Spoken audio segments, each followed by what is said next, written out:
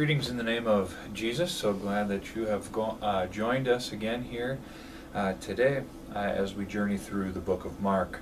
Our text for today is Mark chapter 5 verses 1 through 20, and unlike the past few days, we simply have one story or one section that we're dealing with today, which is kind of nice. We can take a look at it on a little bit deeper of a level in the time that we have allotted for these videos.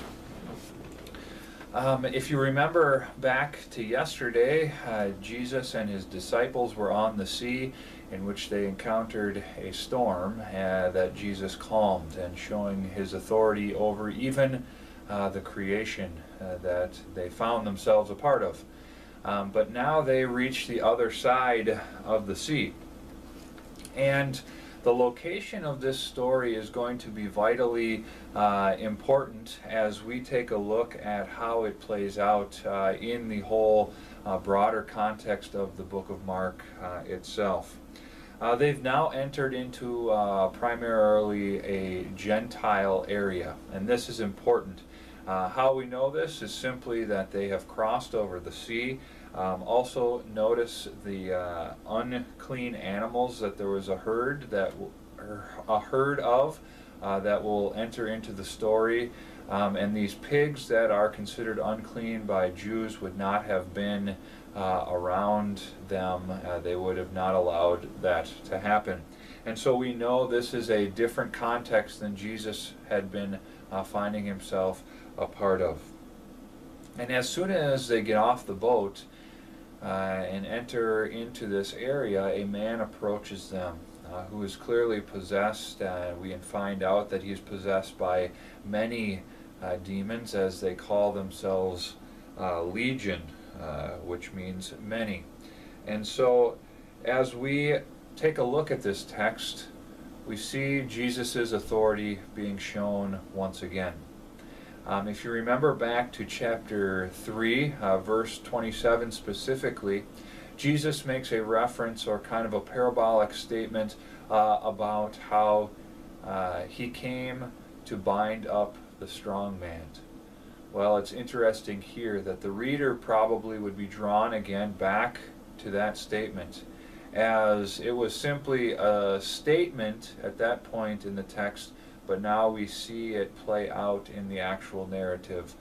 Jesus binding up the demons and actually casting them out. It's interesting to note that what the text says is that no one could bind up this man, and at that point it would have been understood that he was unable to be bound up because of those demons. He in fact broke the chains that were used to try to tie him up. And that we see a connection with what Jesus does, because he has authority over those demons. Another important point for us to take note of is the fact that the demons address Jesus in a certain way.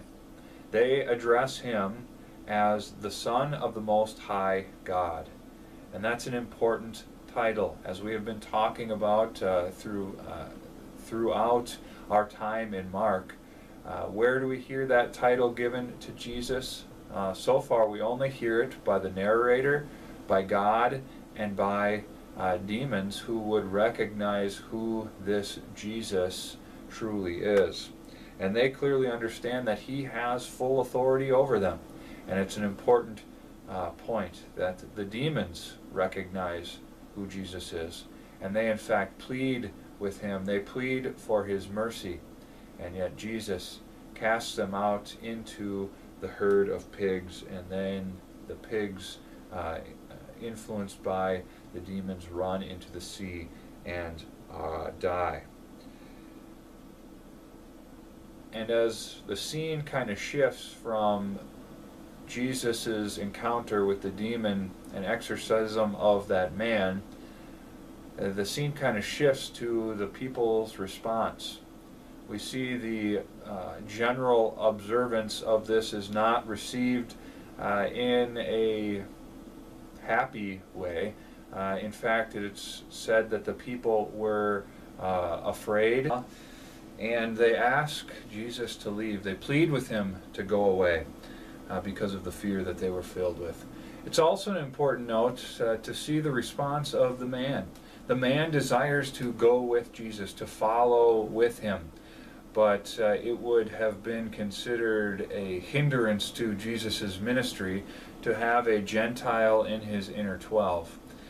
And that would have completely not been considered okay in that time, and that would have been a hindrance into the proclamation of who Jesus was and what he had come to do. As well as Jesus wanting this man to go back to his own people and tell him about Jesus. And an important note about that, up until this point, every time Jesus has done a miraculous thing, he has in fact said, "Don't tell anyone." But what has changed now? The location of where they are has changed. Jesus, with a much more broader understanding of his ministry, knowing that it will not simply be for the Jews, but also for the Gentiles, he says, "Go and tell what has been done for you."